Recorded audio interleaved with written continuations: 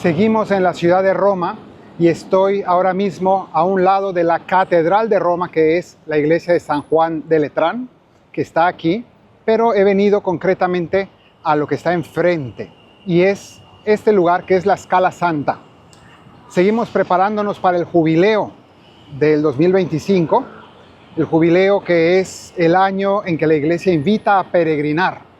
Quien pueda, pues viene a peregrinar a Roma, a los lugares santos, pero pues cada uno, lo importante es peregrinar a Cristo. Cada uno pues lo hace a donde tenga posibilidad, no como un viaje de vacación, sino como una oportunidad de convertirse, de transformarse, de cambiar de vida. De eso se trata.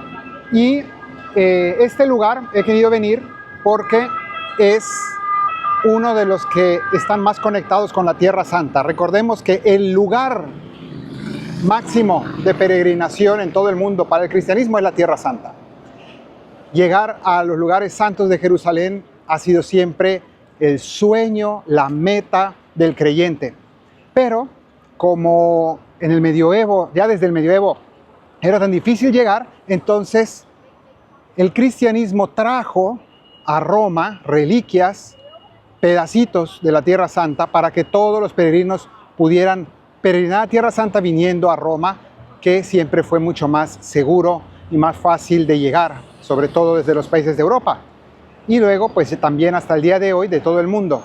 Entonces, en este caso, en este lugar que está atrás de mí, Santa Elena mandó traer las escaleras del pretorio, esas escaleras por las cuales Jesús subió cuando iba a ser juzgado por Poncio Pilato, y luego al llegar subió, y luego también cuando después de ir ante Herodes volvió a subir para presentarse y ser condenado a muerte. Bueno, la flagelación, todo eso. Repito, no es que fue aquí en Roma, evidentemente, sino que eso fue en Jerusalén, y luego estas escaleras fueron traídas aquí. Y eso era algo muy típico de los romanos. De hecho, miren aquí atrás, se alcanza a ver este obelisco egipcio, muy interesante, está lleno de jeroglíficos, es muy bonito.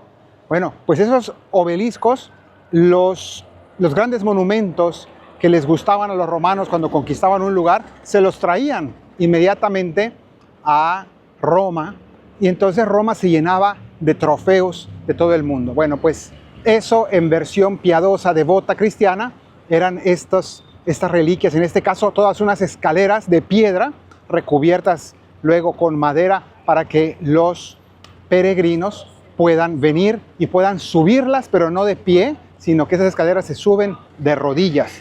Y es una práctica devocional muy hermosa. Apenas acabo de hacerlo ahora, porque es algo semejante a hacer el Via Crucis. Es como primo hermano del Via Crucis. La práctica devocional se va subiendo de rodillas, y alrededor están pintadas las escenas de la pasión de Cristo, toda la pasión de Cristo. Entonces se va contemplando conforme uno va subiendo, y al fondo del todo se encuentra la imagen del Jesús crucificado. Entonces es un ir subiendo al Calvario de rodillas por las escaleras que Jesús subió 2 veces el Viernes Santo. Y mientras les llevo al siguiente sitio, les voy a contar lo que nos dice el Evangelio dominical en esta ocasión, que nos habla acerca de una discusión de Jesús. Porque resulta que a Jesús se le presentaron varios grupos de judíos para ponerlo a prueba, para discutir, para meterlo en problemas, ¿no?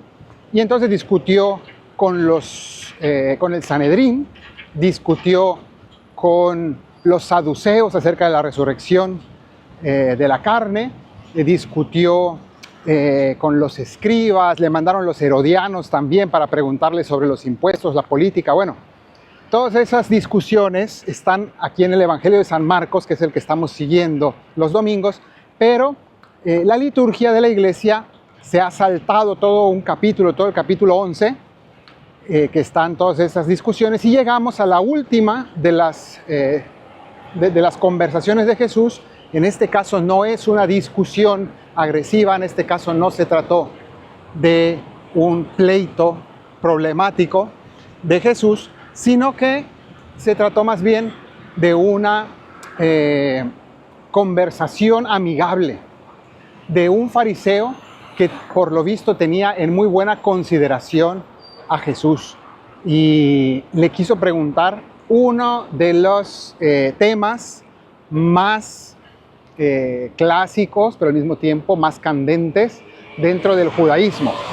Recordemos que todo el judaísmo está centrado no tanto en creencias doctrinales, sino en mandatos de Dios, es decir, ¿qué hay que hacer? El judaísmo es acerca de eso, ¿qué tengo que hacer? ¿No? De hecho, hace poco meditábamos sobre esa pregunta del joven rico, también judío él, maestro, bueno, ¿qué he de hacer para tener la vida eterna? ¿Qué hay que hacer? ¿Cuáles son los mandamientos? Y entonces todas las discusiones, la mayoría de las discusiones del judaísmo es qué es lo que está mandado en la Torá, es decir, en los 5 primeros libros de la Biblia, en el Pentateuco, ¿no? Que es la ley judía. ¿Qué hay que hacer? ¿Qué dice la ley? Y entonces viene este escriba, este fariseo, y le pregunta a Jesús, maestro, ¿cuál es el principal de los mandamientos? ¿Y por qué? No está hablando él de nuestros 10 mandamientos, que para nosotros pues tenemos concentrado en esos 10, sino que, porque eso ya la iglesia, digamos, los ha tomado y nos ha dicho, bueno, hay que centrarnos en estos. Pero, estaba esperando el semáforo y por eso estaba ahí parado. Pero, entonces le pregunta, ¿cuál es el primero de los mandamientos? Pero no de los 10, sino de los 613 mandamientos de la ley de Dios en la Torá. ¿Por qué? No son 10 mandamientos, sino son todos los 5 primeros libros de la Biblia, a saber, Génesis, Éxodo, Levítico, Números y Deuteronomio, libros largos, amplios, y que aquí y allá aparecen normas, preceptos de todo tipo. Sobre todo pensemos en el libro de Levítico.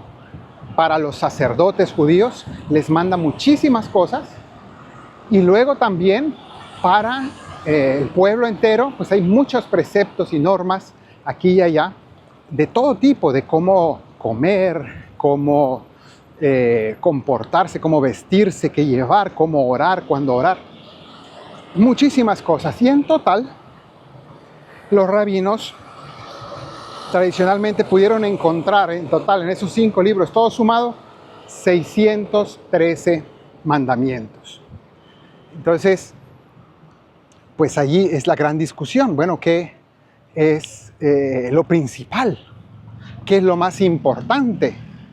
¿No? Quizá lo más importante es no comer cerdo o no comer mariscos, eso está escrito allí, ¿no? O lo más importante es que, no sé, que la mujer después de dar a luz tiene que esperar 40 días de purificación, eso está escrito, ¿no? O hay un montón de cosas por el estilo, ¿no? Entonces, ¿cuál es la más importante? Entonces, es una pregunta legítima, es una pregunta importante. Y le hacen esa pregunta a Jesús. Él da una respuesta tomando concretamente la parte del Deuteronomio, en concreto, del 5.º libro de la Biblia, que tiene las palabras que sintetizan el corazón de la ley. Y él dice, el primer mandamiento es este: escucha, Israel. Así empieza. Es el primer mandamiento, tal vez es este, ¿no? Escuchar la voz de Dios. ¿No? Así dice un salmo también. El 94 dice, ojalá escuchéis hoy su voz, no endurezcáis vuestro corazón. Bueno, pues aquí dice, escucha, Israel, el Señor nuestro Dios es solamente uno. Y amarás al Señor tu Dios con todo tu corazón, con toda tu alma, con toda tu mente, con todas tus fuerzas. Entonces, esta es como lo principal. Y el segundo, ¿ya?, que es semejante, es amarás a tu prójimo como a ti mismo. En estos 2 mandamientos se resumen toda la ley y los profetas. Jesús da esta respuesta, amor a Dios y al prójimo en el fondo, que es lo que hemos recogido en la síntesis de los 10 mandamientos, que también aparecen así, con esos 10 en la Escritura, con sus discusiones sobre cómo dividirlos, cuál es cuál, pero al final de cuentas, tradicionalmente se toman esos 10 y que están divididos en 2 grupos. Los primeros 3 son el amor a Dios y los siguientes 7 el amor al prójimo, que en el fondo es un solo mandamiento, es el mandamiento del amor, porque nadie puede amar a Dios a quien no ve, dice San Juan, si no ama a su prójimo a quien ve. Entonces, al final son una sola cosa, es el que ama todo completo, ¿no? Pero hay una jerarquía, hay un orden, en cuanto que amar al prójimo es un amor universal, no es un amor selectivo que se queda solamente a amar a los que me hacen bien, o sea, hay que amar a Dios por encima de todo para que realmente pueda ser un verdadero amor al prójimo. De lo contrario, puede aparentar ser amor al prójimo y no serlo. Bueno, pues resulta que Jesús responde esto y el fariseo queda impresionado de lo que le dice Jesús y le dice: Maestro, tienes razón, has respondido bien. Es verdad que lo más importante es amar a Dios y al prójimo. ¿Y por qué? Porque en ciertos sectores del judaísmo, sobre todo en los sectores sacerdotales, que eran los más opuestos a Jesús, los saduceos, que fueron los que al final lo condenaron a muerte, tenían como principales mandamientos todo lo que eran los ritos judíos, ¿no? Entonces, para ellos lo importante era los sacrificios en el templo, ¿no? Y las ofrendas y todo lo que fuera hacer rituales y rezos.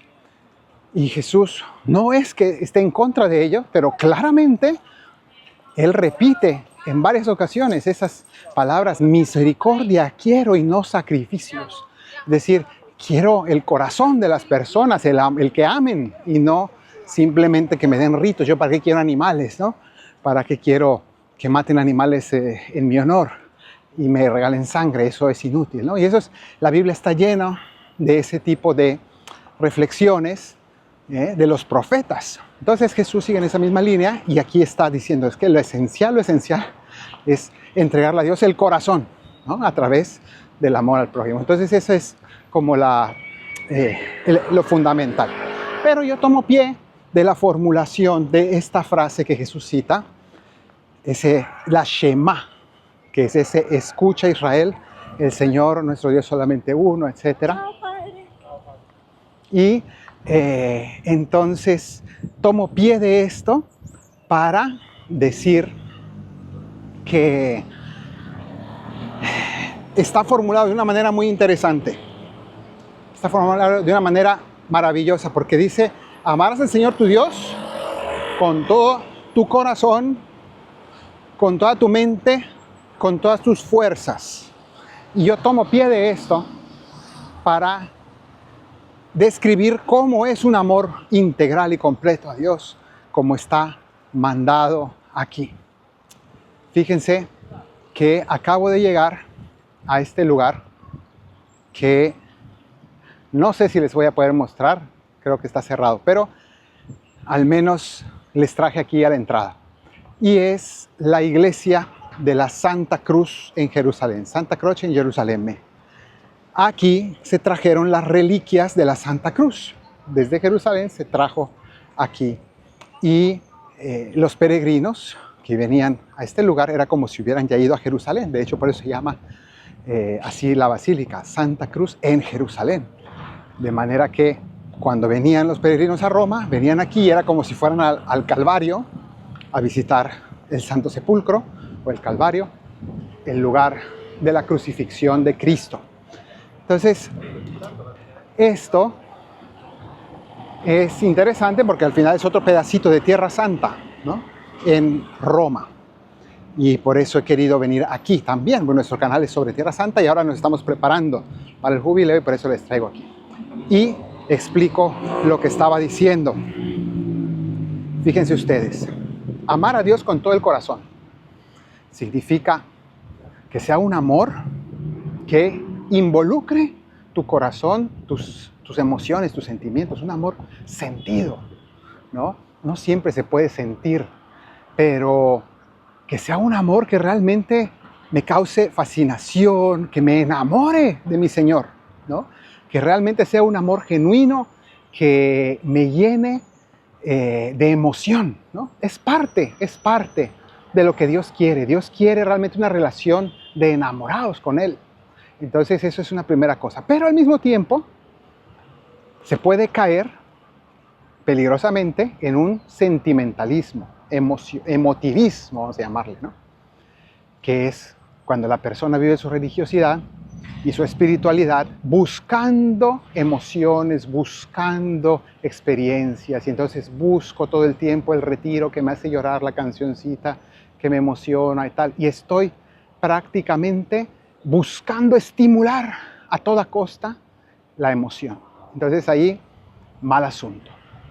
Mal asunto el emotivismo, pero también mal asunto la frialdad, que tampoco la quiere Dios, ¿no? El que dice, no, yo sigo a Dios porque 1 más 1 son 2 y entonces yo aquí, si aquí está mandado que yo amo a Dios, pues yo lo amo, ¿no? Eso al final hay poco amor y es más como un deber, ¿no? Y un matrimonio por deber, por decir algo, pues sería una cosa insufrible. Pues también una relación con Dios puramente por deber, pues es insufrible. Entonces Dios quiere que realmente lo amemos con el corazón. Pero cuidado con el emotivismo. Segundo, amarás al Señor tu Dios con todo tu corazón, con toda tu mente. Es decir, involucra tu inteligencia. Nada de una espiritualidad, una vida cristiana puramente devocional, ¿no? Yo hago rezos, yo sí hago una serie de prácticas religiosas, pero fideísta, de manera fideísta. ¿Qué es fideísmo? Fideísmo es cuando, no, yo, pura fe, yo creo, no entiendo nada, ¿no? No entiendo nada, no me hace falta entender, yo solamente hago lo que está escrito, lo que diga la iglesia, yo ya lo hago. No, así no funciona, sino que tiene que haber realmente un uso de la inteligencia, para eso nos la dio Dios. Ama al Señor con toda tu mente, significa también estudia tu fe, conoce la Biblia, entiende, hay muchísimas cosas que entender, formarte para poder dar razones de tu fe. Qué importante es que si tú eres un verdadero cristiano o un católico, debes saber explicarle a otros por qué creemos esto, por qué es mejor esto, por qué Dios manda esto, por qué creemos, por qué es razonable la fe. La fe no es racional, porque no es fruto de una elucubración mental, pero es razonable, es decir, la revelación de Dios realmente tiene sentido. Para quien la estudia, cada vez tiene más sentido y es más luminosa. Entonces, usa tu inteligencia, ¿no? Pero sin caer en el otro extremo, que es el racionalismo, o ya ni siquiera el racionalismo, sin caer en el doctrinismo. Aquellos que están todo el día con el librito y encontrando herejías en todos lados y que están metidos en internet escribiendo en contra del otro, que este dijo una herejía, que tal, contra el obispo, contra el párroco, incluso contra el papa, porque no fue preciso, dijo esto sobre las religiones, dijo eso sobre tal, y al final se enredan solitos y su inteligencia solo les sirve para su perdición absoluta. Entonces, no caigamos tampoco en ese extremo, ¿no? Qué difícil es el equilibrio. Tercero, amar al Señor tu Dios con todo tu corazón, con toda tu mente, con todas tus fuerzas, es decir, tu voluntad. No solo tu emoción, tu inteligencia, tu voluntad. Haz la voluntad de Dios. Cumplamos sus mandamientos, porque sí, puedo saber mucho de Dios, puedo emocionarme con las cosas de Dios, pero luego no cumplo sus mandamientos. Oye, pues si dices que amas a Dios y no cumples sus mandamientos, entonces aquí hay algo que no va, ¿no? Y es un amor falso, es una ilusión, es una quimera, es algo que no funciona, ¿no? Nadie que diga Señor, Señor y no cumpla sus mandatos podrá entrar en el reino de los cielos, ¿no? Entonces, cumplir los mandamientos de Dios con todas mis fuerzas, esforzarme por hacer su voluntad. Si Dios manda esto es pecado, yo no lo hago. Si Dios me pide esto, yo lo hago y pongo lo mejor de mi parte, ¿no? Entonces eso es importante. sin caer en el voluntarismo, ¿no? El que dice, no, yo soy buen cristiano porque hago todo perfecto y siento que todo yo cumplo, toda la perfección y voy a misa y pago el diezmo y rezo el rosario. Y creo que por eso soy más santo, cuando la santidad en realidad viene de Dios, ¿no? Del amor y la amistad con el Señor. Lo otro es una respuesta de amor. No, yo no soy santo porque yo cumplo, no. Sino que si logro cumplir es porque Dios me lo está regalando, me estoy dejando guiar por Él y estoy dejando que Él toque mi corazón, lleno de gratitud, porque todo lo que uno cumple no es para ganarse el favor de Dios, sino para agradecerle a Dios, apreciar su amor. Que el Señor te bendiga desde Sion, el que hizo cielo y tierra, en el nombre del Padre, y del Hijo, y del Espíritu Santo. Amén. La primera lectura de este domingo contiene las frases del Deuteronomio que luego Jesús citará en el Evangelio en su respuesta. Y son las frases de la Shema. Es decir, Shema significa escucha. Escucha, Israel, el Señor nuestro Dios es solamente uno. O el Señor es nuestro Dios y el Señor es solamente uno. Amarás al Señor tu Dios con todo el corazón, con toda el alma, con todas las fuerzas, y continúa. Bueno, todas esas frases constituyen una fórmula que se ha convertido de algún modo en las palabras más emblemáticas del pueblo judío, y de algún modo se recitan, en el judaísmo sobre todo, se recitan en una manera bastante similar a como nosotros usamos el credo. Es decir, las palabras que sintetizan la esencia de la fe. Entonces, hoy, para la canción de este domingo, he querido tomar esa oración de la Shema que Jesús hace suya este domingo en el Evangelio y ofrecerla en una versión que está en español y un poco también con las palabras originales en el hebreo bíblico, de manera que de algún modo nos resuenen también en nuestro interior. Shema Israel, escucha Israel, el Señor nuestro Dios es solamente uno. Shema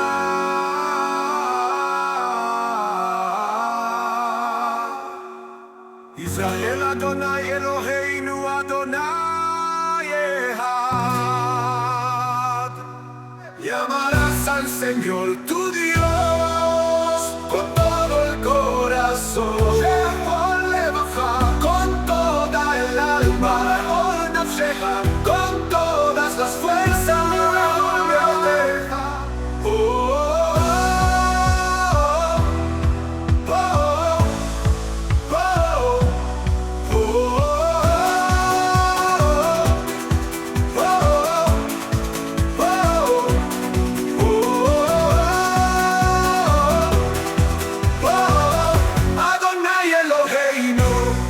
Llamarás al Señor tu Dios con todo el corazón, con toda el alma, con todas las fuerzas, con todas las fuerzas. Las palabras que hoy te digo quedarán en tu memoria. Shema Israel, se las repetirás a tus hijos.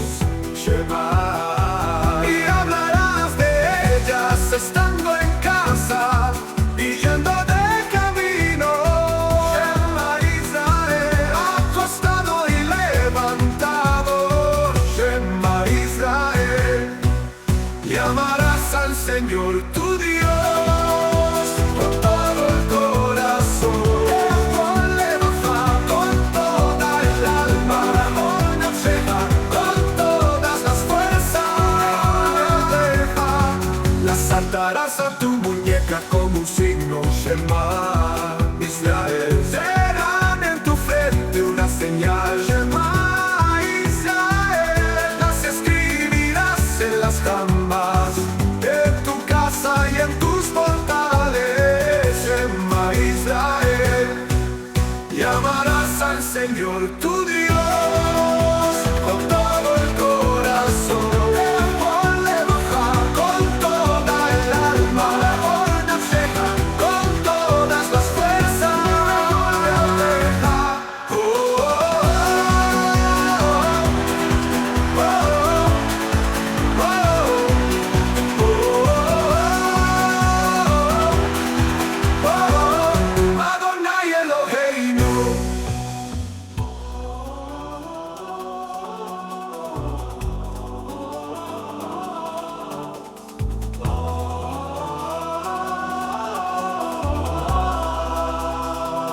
El Señor nuestro Dios es solamente uno. Shema Israel. Y amarás al Señor tu Dios con todo el corazón. Shema Israel. Con toda el alma, con todas las fuerzas. Y amarás al Señor tu Dios con todo el corazón. Con toda el alma. Con todas las fuerzas.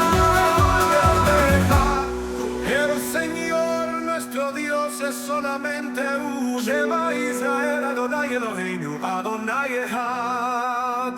Adonai Eloheinu, Adonai Eloheinu, Adonai Eloheinu, Adonai Eloheinu.